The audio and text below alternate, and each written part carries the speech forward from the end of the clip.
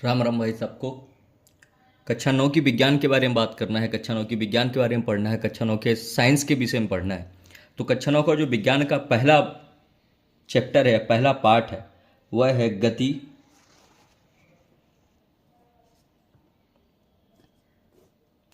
या इसको चाल के नाम से भी जानते हैं, या इंग्लिश में इसको मोशन के नाम से भी जानते हैं। अब इस चैप्टर में क्या क्या चीज़ें हैं जो तुम पढ़ सकते हो, क्या क्या चीज़ें हैं जिनका तुम्हें प्रॉपरली डिस्कशन होना चाहिए, और क्या क्या बातें हैं जिनको हम अच्छे से कर सकते हैं। तो देखो, सबसे पहली चीज़ तो तुम्हें यही पता होना चाहिए कि गति क्या होता है। दूसरा, गति कितने प्रकार की होती है।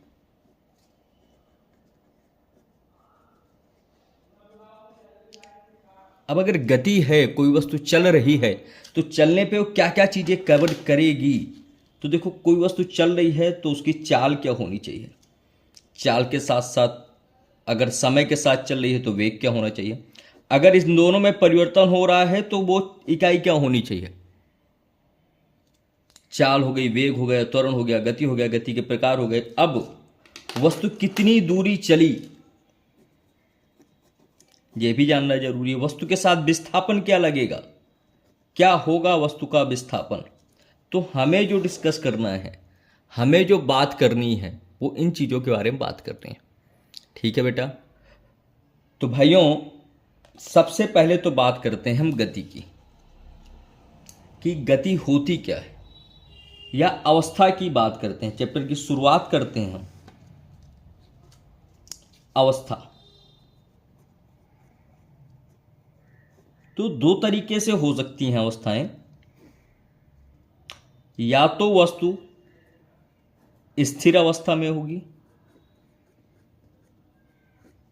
या फिर वस्तु गतिज अवस्था में होगी।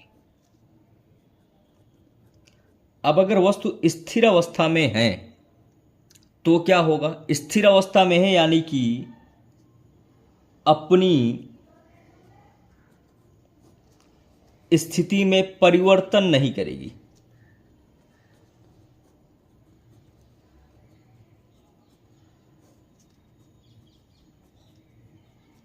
वाइस वर्सा अगर गतिज अवस्था की बात करें तो अपनी अवस्था में क्या होगा, परिवर्तन होगा। अब इन दोनों बातों में क्या समान है, कैसे हम इनको परिभाषित कर सकते हैं। ऐसी क्या क्या चीज़ें हैं जहाँ से वस्तु को परिभाषित करना आसान होता है। क्योंकि अगर परिभाषा के अनुसार हम चीज़ों को समझें तो विज्ञान जैसा विषय हमारे लिए बड़ा ही सरल और सुगम हो जाता है। शब्दों पे ही रहकर शब्दों के बारे में समझा जा सकता है, और भाषा के आधार पर अगर आप अभी से मेहनत करते जाओगे तो आगे चल के सफलता अपने आप आएगी। तो अवस्था के अनुसार अब इनको एक एक करके परिभाषित करते हैं। अवस्था, मैंने अवस्थाओं के बारे में बताया, तो दो अवस्थाओं के बारे में बताया था। पहला क्या था,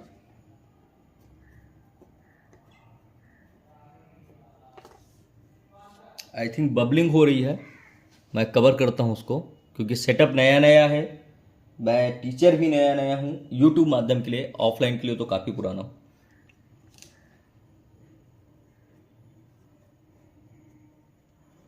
स्थिर अवस्था। अब स्थिर अवस्था की अगर बात करोगे तो स्थिर अवस्था क्या होती है। देखो, जब कोई वस्तु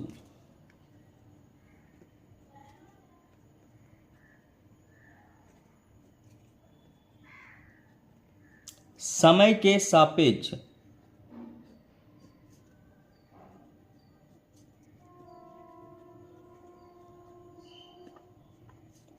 अपनी स्थिति को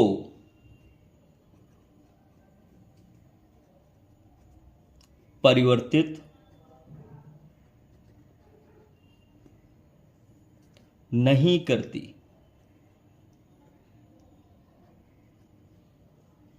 तो मुख्य बात क्या है बेटा, कि अगर कोई वस्तु समय के साथ अपनी स्थिति में परिवर्तन नहीं करती तो वस्तु की जो अवस्था होगी उसको हम कहेंगे स्थिर अवस्था। एग्जाम्पल के बारे में आते हैं कि वस्तु स्थिर अवस्था में कब कब कौन कौन से ऐसे उदाहरण हैं जो वस्तु की स्थिर अवस्था को प्रदर्शित करते हैं।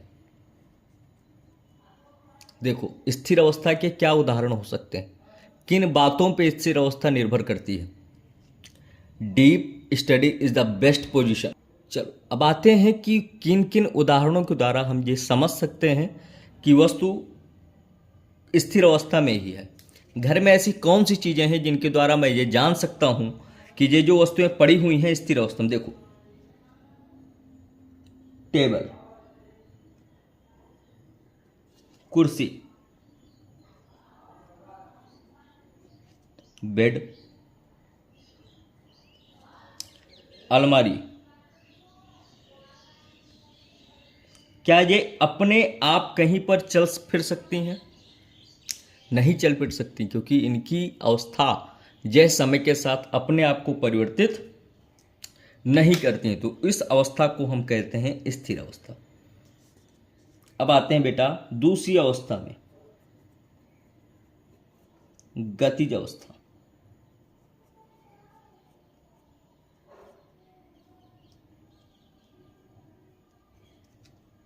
गतिज अवस्था, अभी आपने स्थिर को पढ़ा। स्थिर में आपने क्या पढ़ा कि जब वस्तु अपने आप में समय के साथ परिवर्तन नहीं करती। बात करें गतिज अवस्था की तो क्या होता है, जब कोई वस्तु समय के सापेक्ष अपनी स्थिति को परिवर्तित करती है।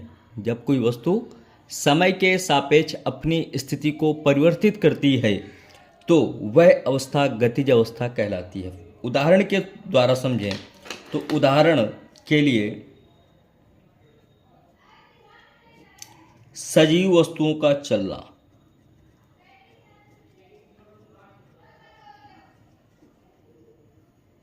सजीव वस्तुएं, ये सब क्या होती हैं बेटा, गतिज अवस्था में रहती हैं। स्थिर अवस्था में भी होती हैं, ऐसा नहीं है नहीं होती हैं, पर कब, जब ये लेटी हो, शांत हो, जैसे आप हो। यहाँ पर एक एग्जाम्पल देखते हैं तो ये दो पर्सन हैं, एक का नाम ए है, एक का नाम बी है। समय t बराबर 1 सेकेंड में ए 1 नंबर पोजीशन पे था, t बराबर 1 सेकेंड में बी भी हमारा 1 नंबर की पोजीशन पे था। ठीक है, समय का चक्र घूमता है। समय t बराबर 2 सेकेंड होने पर जो A है वो पोजीशन A से 1 से पोजीशन 2 पे आ जाता है, यानी कि इस जगह से चल करके इस जगह पे आ गया। और जो B है हमारा वो t बराबर 2 सेकेंड पे एक ही जगह पे अटका हुआ है, यहीं पर पोजीशन 1 पर ही है। तो इसने जो एक पोजीशन से दूसरी पोजीशन तक का रास्ता बदला, एक अवस्था से दूसरी अवस्था तक गया, ये जो अवस्था है इसको कहेंगे हम गतिज, ये जो अवस्था है इसको कहेंगे हम स्थिर अवस्था। क्लियर है? तो गतिज और स्थिर में क्या अंतर हुआ, क्या हुई गतिज और क्या हुई स्थिर। Sorry for the mistake. चलो आते हैं, ये दो पोजीशन थी ए बी, दो वस्तुएं थी। ए टी बराबर 1 सेकेंड पे पोजीशन 1 पर है, बी टी बराबर 1 सेकेंड पे भी पोजीशन 1 पर है। समय कुछ बदला, टी बराबर 2 सेकेंड पे ए वस्तु एक अवस्था से दूसरी अवस्था यानी कि 2 नंबर पर आ गई और बी हमारी एक ही जगह पे अटकी हुई। तो ये जो एक ही अवस्था में परिवर्तन है, एक से दूसरी अवस्था में जाना, ये हमारा गतिज अवस्था हो गया। जो हमारा बी था, जो जहाँ पर रुका हुआ है वहीं पर रुका हुआ है, इसकी जो अवस्था है वो क्या हो गई, हमारी स्थिर अवस्था हो गई। समझ में आया? चलिए, अब जब वस्तु एक से दूसरी अवस्था पे गई तो कितना चली, कितनी दूर गई, उसको डिफाइन करने के लिए एक नया टर्म्स आया हमारे पास जिसका नाम था दूरी।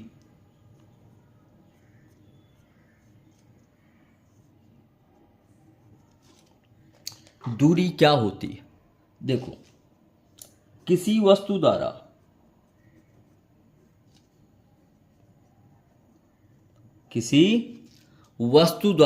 दूरी क्या होता है? किसी वस्तु द्वारा यात्रा में तय किए गए पथ की कुल लंबाई को दूरी कहते हैं। जैसे उदाहरण के तौर पे देखते हैं,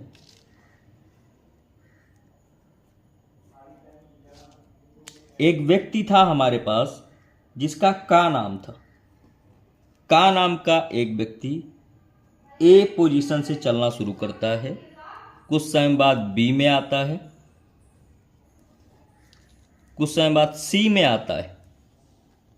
तो अब अगर का द्वारा चली गई कुल दूरी निकालें, का द्वारा चली गई कुल दूरी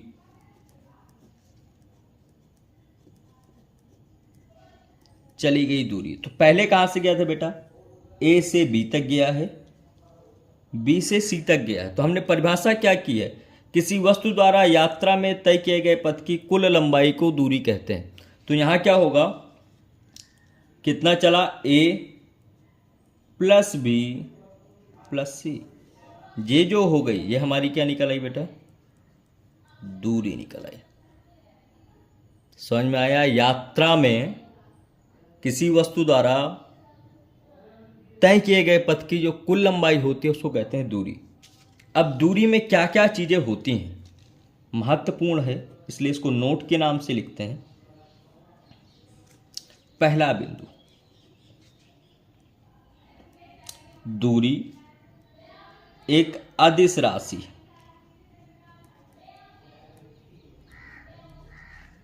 कैसी राशि है दूरी?